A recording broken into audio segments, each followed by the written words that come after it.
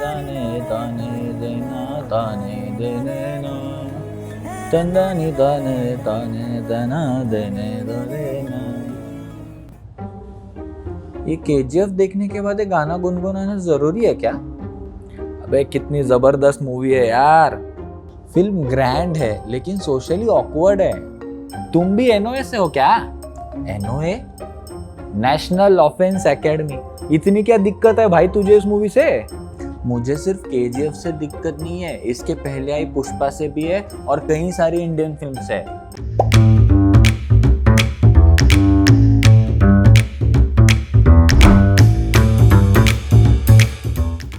तुम्हारा hero Rocky वो heroine को उसके पापा के सामने किडनैप करके लेके आता है और उसे एंटरटेनमेंट बुलाता है। How is that okay? अबे गैंगस्टर है वो, विवाह फिल्म का शाहिद कपूर नहीं है जो आलोकनाथ से अपनी बेटी का हाथ मांगने आएगा। ले कॉफी पी और चिल कर। अरे क्यों लड़ रहे हो तुम लोग? अरे अच्छा हो गया सौरभ भाई आप आ गए। रॉय भाई को केजीएफ मूवी में कुछ गलत दिखाई नहीं देता।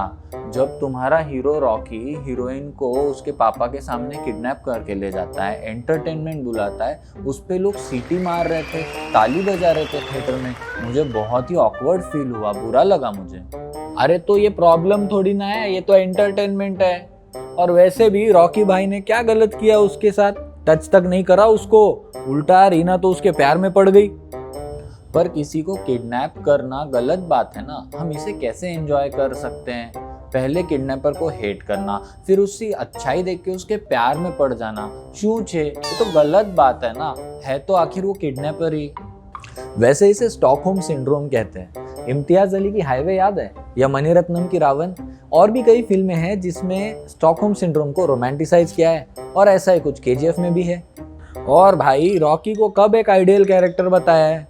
He is a bad boy through out the movie. और वैसे भी everything is fair in love and war. अच्छा ओके, फ्लॉड कैरेक्टर्स को फिल्म में दिखाना अच्छी बात है, रियलिस्टिक भी है, लेकिन उनके ऐसे बर्ताव को जब नॉर्मलाइज किया जाता है, सेलिब्रेट किया जाता है, तो ये बिल्कुल भी अच्छी बात नहीं है। At least this is not fair in love, okay? और इस मामले में पुष्पा मूवी तो 2 कदम आगे, वो भी अच्छी लगी होगी आपको। अरे मैं झुकेगा नहीं साला।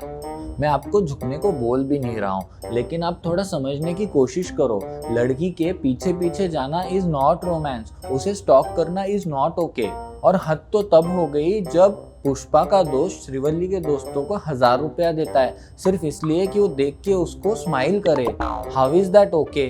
अबे लड़की पटाने के लिए सब करना पड़ता है यार। रियली? अरे अगर यही प्यार है तो 5000 रुपए देकर किस क्यों मांगा? दिल जीतना भी कोई चीज होती है ना।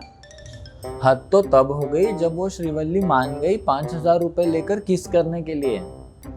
अबे ठीक से देखा नहीं क्या? वो किस नहीं करती, उसको रो देती है। और तुम्हारा पुष्पा भाऊ वो किसके 5000 रुपए वापस मांग लेता है। माना कि पुष्पा एक राउडी कैरेक्टर है, this is how they behave, but दिक्कत तब हो जाती है जब ये कैरेक्टर्स बहुत मास लेवल पे फेमस होने लगते हैं और लोग अनकॉन्शियसली इनके बिहेवियर को नॉर्मल मानने लगते हैं। 2008 में संजय दत्त की एक अल्कोहल ब्रांड की कोई एड आई थी, 2 मिनट की एड थी वो, which was full of sexism, beer, मर्ड type, right? And it was considered normal at that time. एक तरफ हम वुमेन एम्पावरमेंट की बात करते हैं और दूसरी तरफ हमारी फिल्मों में कितना कैजुअल सेक्सिज्म दिखाई देता है। इन लड़कियों को हमेशा सेकेंडरी कैरेक्टर ही क्यों मिलता है? ये काफी पहले से चलता आ रहा है। वैसे तो हमें एक जमाने की सामाजिक धारणाओं को दूसरे जमाने की सामाजिक धारणाओं से कंपेयर तो नहीं करना चाहिए, लेकिन a lot of Bollywood movies revolve around the same theme, save the heroine. फिर विलन एक इंसान हो या कोई सिस्टम हो, हीरो को गुस्सा दिलाना है तो उसकी माँ को, उसकी बहन को या हीरोइन को भगाओ या टॉर्चर करो, हीरो उसका बदला लेगा। यही एक थीम चलती थी। और उसके बाद आया एंग्री यंग मैन, और ये एंग्री यंग मैन आज तक भी चल रहा है। कबीर सिंह को ही देख लो ब्रो, 350 करोड़ कमाए उस मूवी ने, साउथ इंडियन फिल्म का रीमेक होने के बावजूद। अबे लोगों को अच्छी लग रही है तभी तो लोग जाके देख रहे हैं, लेकिन तू क्रिटिसाइज करने से रुकेगा थोड़ी, कंटिन्यू। भाई वो बंदा पूरे कॉलेज पर अपना वट जमाए रखता है, it's okay, no problem, but उस लड़की पे इतना हक क्यों जताना? आई डोंट इवन अंडरस्टैंड कि वो लड़की भी उसके टर्म्स में जीने के लिए इतना राजी कैसे हो जाती है यार। फिर यही सारी हरकतें आजकल के टीनेजर्स देख लेते हैं, उनको लगता है यही नॉर्मल है और अपनी लाइफ में भी यही सब एक्सपेक्ट करने लगते हैं। फिल्मों को मॉरल एंगल से तो स्कैन करवा दिया भाई तूने, पर तेरा मेन पॉइंट क्या है? देखो ऐसा है कि फिल्में हमारे देश में वाइडली देखी जाती है और सीरियसली भी ली जाती है। मास फिल्मों को लेकर मुझे दो दिक्कतें हैं, एक कैजुअल सेक्सिज्म और दूसरा टॉक्सिक मस्कुलिनिटी। थोड़ा विस्तार से बताओ, कहना क्या चाहते हो? बताओ, कुछ कुछ होता है मैं और मैं हूं ना में क्या कॉमन है? भाई यही, दोनों सुपरहिट फिल्में, दोनों में शाहरुख खान है। उसके अलावा इन दोनों फिल्मों की हीरोइन अंजलि और संजू स्टार्टिंग में एकदम टॉमबॉय टाइप की दिखाई है, not so feminine you know, और इनको हीरोज पसंद भी नहीं करते। लेकिन जैसे ही ये बाकी लड़कियों की तरह सूट साड़ी पहनकर तैयार होकर कॉलेज में आने लगती है, तब वही लड़के इन्हें पसंद करने लगते हैं। और राहुल तो ये भी कहता है कि बास्केटबॉल लड़कियों के लिए है ही नहीं। एक्शन फिल्म्स में हीरो ऐसे ऐसे कारनामे कर देगा जो उसी फिल्म की एक्शन हीरोइन करने में फेल हो गई। अरे औरतों के इमोशंस को दिखाना है अच्छी बात है, लेकिन मर्दों को इमोशंस नहीं होते क्या? इतने सालों बाद भी हमारी फिल्म इंडस्ट्री मर्द को दर्द नहीं होता और उसकी नाम ही हाय से आगे ही नहीं बढ़ रही है।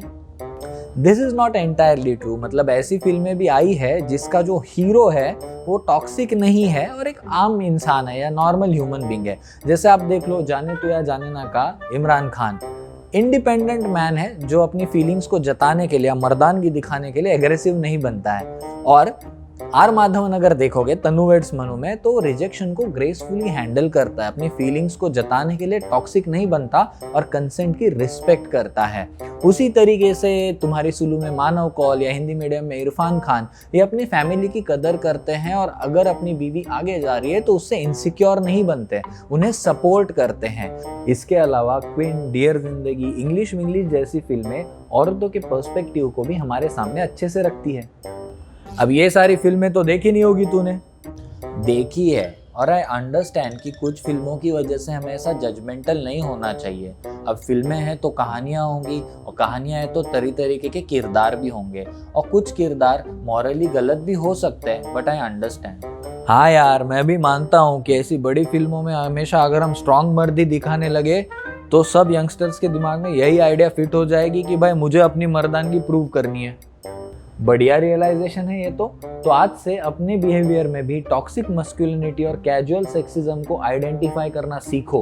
अगर ये दिखता है तो इसे अवॉइड भी करो। मूवीज के कैरेक्टर्स को ब्लाइंडली कॉपी करने की कोशिश मत करो। चलो इसी बात पे भूल भुलैया 2 देखने चले। चलो मोंजुलिका में आ रहा हूँ।